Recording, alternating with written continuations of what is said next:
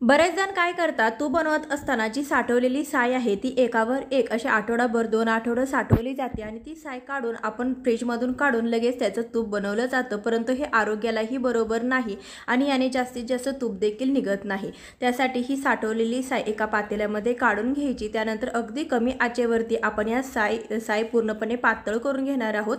अगदी कोमट होईल याचा प्रयत्न करायचा, जास्त गरम करायचं नाही। आपलं बोट बुडेल इतपत ही साय गरम झाली तर फेटून अगदी एकसारखे दुधासारखे झालेले आहे। आता यामध्ये विरजण घालून घ्यायचं।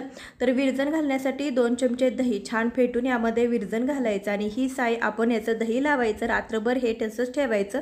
दुसऱ्या दिवशी सकाळी आपण हे दही थोडंसं फ्रीजमध्ये 1 तासभर ठेवायचं। त्यानंतर ही साय अतिशय घट्ट येते आणि त्याचं तूप काढायला घ्यायचं। अशा प्रकारे जर तुम्ही साईपासून दही बनवून त्याचं तूप काढलं तर ते आरोग्यासाठीही चांगलं आहे आणि तूप ही जास्तीत जास्त प्रमाणात मिळतं। संपूर्ण व्हिडिओ चॅनलवरती आहे।